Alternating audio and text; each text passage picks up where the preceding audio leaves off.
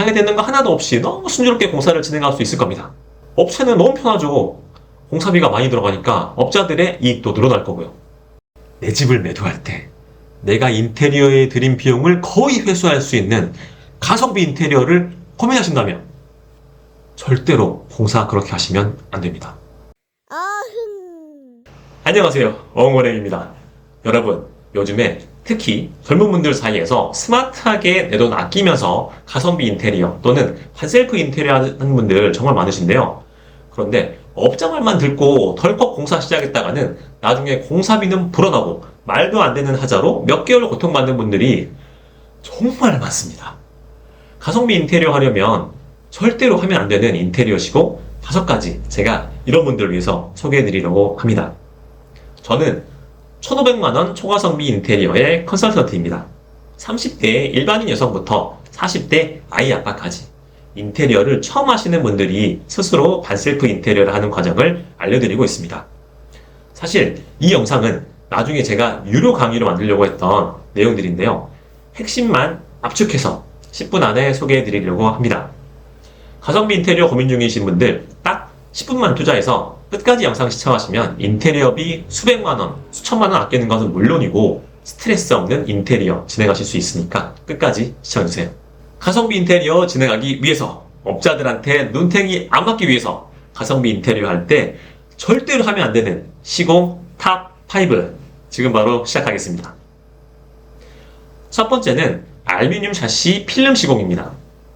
인테리어 업체에서 샤시 교체 비용 아껴준다고 알루미늄 샤시인데 필름 시공을 권유한다? 그 말 절대로 듣지 마세요. 인테리어 필름 시공이 가성비 인테리어를 할 때 필수적인 시공인 건 맞아요. 그런데 알루미늄 샤시에 필름 시공을 하면 안 되는 이유는 크게 2가지가 있습니다. 먼저 내가 거주할 때 너무 불편해요.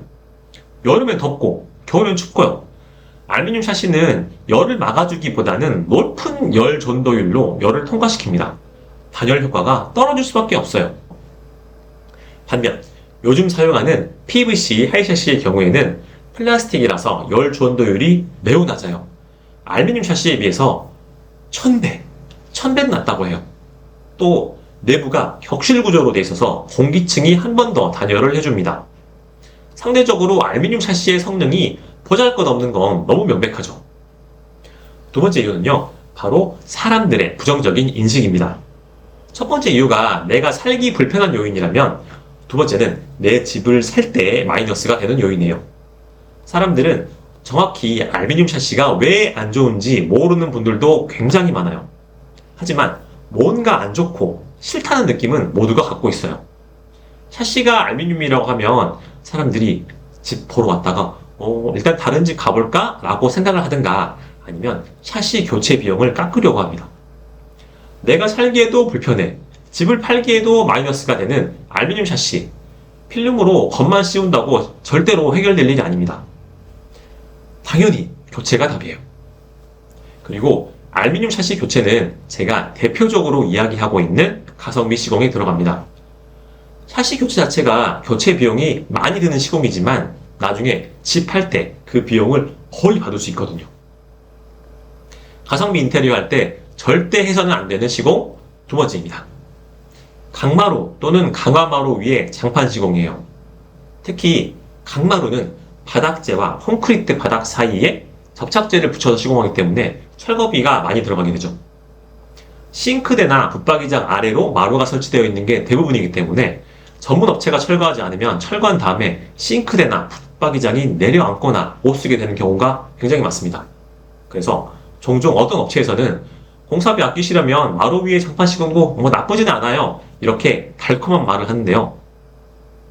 여러분, 마루 위에 장판 시공은 절대 하시면 안 됩니다. 마루는 바닥과 공기가 통하게 돼 있어서 내부의 습기가 자연스럽게 배출되는 구조예요. 그런데 그 위를 장판으로 막으면 어떻게 될까요? 마루 안에 갇힌 습기는 곰팡이를 만들게 되고 결국에는 마루가 까맣게 썩어 들어갑니다. 마루 위에 장판을 덮어놔서 처음에는 잘 안 보여요. 그런데 여름이나 겨울이 지나면 어디서 쾌쾌한 냄새가 나는 거를 이렇게 느끼시게 될 겁니다. 결국에는 짐이 있는 상태에서 짐 다 드러내고 바로 다시 다 철거하고 장판 다시 까는 일들이 벌어지게 되는 거예요. 가성비 인테리어 할 때 절대 해서는 안 되는 시공 세 번째는요. 바로 아치형 통로 목공 공사입니다. 우리가 인테리어 트렌드 사진을 보면 꼭 빠지지 않고 등장하는 로망이 있습니다. 바로 부드러운 곡선으로 감성적인 분위기를 연출하는 이 아치형 통로. 문짝 하나 없애고 그냥 둥글게 굴리기만 하면 되니까 싸고 간단한 거 아니겠어? 라고 생각한다면 오산입니다. 예산이 한정된 가성비 인테리어를 계획 중이시라면 아치형 목공공사는 과감하게 리스트에서 삭제하시는 것을 강력하게 보내드립니다. 그 세 가지 현실적인 이유를 짚어드릴게요. 첫 번째는 배보다 배꼽이 더 큰 인건비입니다. 아치게이트는 기성품을 갖다가 끼우는 작업이 아니에요. 옥수가 현장에서 합판이나 석고보드를 일일이 곡선으로 자르고 덧대서 고정하는 100% 수작업입니다. 곡선을 매끄럽게 잡기 위해서 손이 배로 가기 때문에 목공 인건비가 상승합니다. 목공으로 끝나는 게 아니죠. 둥근 모서리는 도배하기가 엄청 까다로워요. 그래서 도배 인건비가 추가되거나 마감을 위해서 결국 인테리어 필름 작업을 추가해야 됩니다. 단지 통로 윗부분을 이렇게 둥글게 깎는 데만 수십만 원의 추가 비용이 발생하는 거예요. 차라리 그 비용이면 가성비 좋은 LED 조명을 더 달거나 바닥재 등급을 올리는 게 훨씬 이득입니다. 다음은요, 높은 하자율과 유지 보수의 어려움이에요. 곡선 작업은 목수의 숙련도에 따라서 퀄리티가 천차만별입니다. 실력이 미흡하면 삐뚤삐뚤한 아치가 나와서 볼 때마다 스트레스 받아요. 그 위에 시공하는 필름 시공도 마찬가지예요. 직선에 비해서 난이도가 올라가는 만큼 비용과 하자율도 똑같이 올라갑니다. 세월이 지나가서 도배지가 뜨거나 필름이 일어날 때 곡선 부위는 셀프로 보수가 거의 불가능합니다. 결국 다시 사람을 불러야 돼서 유지보수 비용이 이중으로 들어가요. 마지막으로 유행은 돌고 돕니다. 지금은 아치형이 세련되고 예뻐 보이지만 인테리어 트렌드는 생각보다 엄청 빨리 변해요. 몇 년 전까지만 해도 카페나 집집마다 아치형이 유행했어요. 그런데 최근에는 다시 간결하고 질리지 않는 무몰딩이나 단정한 직선 스트레이트 게이트가 대세로 돌아오고 있습니다. 직선 통로는 유행을 타지 않고 가구 배치나 공간 활용도 훨씬 실용적이에요. 꼭 공간 분할 느낌을 주고 싶다면 직선 통로에 감성적인 린넨이나 가벼운 패브릭 가리막 커튼을 달아보세요. 계절에 따라서 바꿀 수도 있고 질리지도 않고 비용은 몇만 원 선에서 해결됩니다. 가성비 인테리어를 할 때 절대 해서는 안 되는 시공 네 번째는요, 과도한 철거 공사입니다. 인테리어 업체를 선정할 때 덮어놓고 철거부터 하자고 하시는 분들, 철거부터 하자고 하는 업체들, 다시 한번 생각해 보셔야 됩니다. 상태가 좋은 싱크대, 도어, 몰딩 등 아무리 내가 생각해도 재사용이 가능해 보여요. 그런데 그런 것들도 납득할 수 없는 이유를 대면서 뭐 상태가 안 좋다, 이건 뭐가 어쩌다 하면서 철거부터 해야 한다는 업체들이 많죠. 이렇게 철거부터 많이 하고 공사를 시작하면 누가 좋을까요? 생각해보세요. 깔끔하게 철거하고 다시 다 만들고 방해되는 거 하나도 없이 너무 순조롭게 공사를 진행할 수 있을 겁니다. 업체는 너무 편하죠. 공사비가 많이 들어가니까 업자들의 이익도 늘어날 거고요.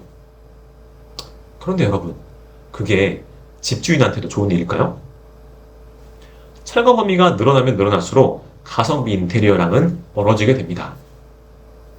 마지막 다섯 번째, 나만의 취향이 들어간 컬러, 소재 선택입니다. 이건 하나의 시공이라 할 수 없고 인테리어 시공 전반에 해당되는 그런 내용이에요. 내가 이 집에 10년 이상 거주할 생각이다. 나중에 이 집을 팔 때 인테리어비를 추가로 받을 생각은 전혀 없다 하시는 분들은 사실 내 취향대로 내가 상상했던 모든 것들을 내 집에 구현해도 별 문제 없습니다. 하지만 내 집을 매도할 때 내가 인테리어에 들인 비용을 거의 회수할 수 있는 가성비 인테리어를 고민하신다면 절대로 공사 그렇게 하시면 안 됩니다. 색상이나 소재를 고르실 때 최대한 누구나 좋아할 만한 것으로 고르세요. 색상으로 한다면 화이트 우드, 화이트 골드, 라이트 그레이 계열, 샌드 베이지 계열 이런 조합들이 요즘에 정말 많이 쓰는 색상들이에요. 소재는 워낙 다양해서 헷갈리실 수 있는데요. 가급적이면 기존 아파트에 있는 소재감과 차이가 적은 소재를 선택하시면 실패 확률을 줄일 수가 있어요. 욕실로 치자면 세라믹 도기가 있던 곳은 그대로 세라믹 도기 제품을 선택하시는 것이 좋습니다. 최근에 호텔 분위기를 내기 위해서 조적 세면대나 인조 대리석 세면대를 고민하시는 분들이 많지만 이거는 시공비를 몇 배로 치솟게 만드는 주범입니다. 기존의 베이직한 도기 재질을 유지하되 군더더기 없이 깔끔한 디자인의 가성비 브랜드를 고르는 게 훨씬 현명합니다. 벽면 마감을 예로 들어볼까요? 벽지가 있던 곳에 페인트 도장을 하고 싶어요. 그러면 벽지에 그냥 도장을 할 수가 없어요. 석고보드를 새로 치고 틈새를 메우는 고난도 목공 퍼티 작업이 선행돼야 됩니다. 비용은 3, 4배 뛰는데 시각적 차이는 크지 않아요. 그냥 페인트 질감이 나는 고급 실크 벽지를 선택하는 게 가성비 면에서 압승입니다. 소재 선택에서 실패하지 않은 핵심은 기존 마감재 성질을 바꾸지 않는 것입니다. 성질을 바꾸는 순간 목공, 미장, 방수 등 새로운 공정이 계속 추가되고 비용이 걷잡을 수 없이 커지기 때문입니다. 자, 오늘은 이렇게 가성비 인테리어를 할 때 절대로 하면 안 되는 시공 5가지를 알아봤습니다. 가성비 인테리어의 핵심은 남들이 좋다는 것을 다 때려 넣는 게 아닙니다. 쓸데없는 공정과 인건비를 과감하게 비워내고 그 아낀 예산을 눈에 확실히 보이는 조명이나 욕실, 주방 같은 핵심 포인트에 집중하는 것입니다. 무작정 돈만 아끼다가 하자가 생겨서 이중으로 돈 쓰지 마시고 오늘 제가 알려드린 기준만 확실히 잡고 인테리어를 시작해보세요. 예산은 수백만 원에서 수천만 원 아끼면서 스트레스 없는 완성도 높은 나만의 집을 만드실 수 있을 겁니다. 오늘 이 영상이 도움이 되셨다면 구독과 좋아요 부탁드리고요. 가성비 반셀프 인테리어에 대해서 더 궁금한 점 있으시다면 댓글로 남겨주세요. 지금까지 어흥어랭이었습니다. 다음 영상에서 만나요. 어흥!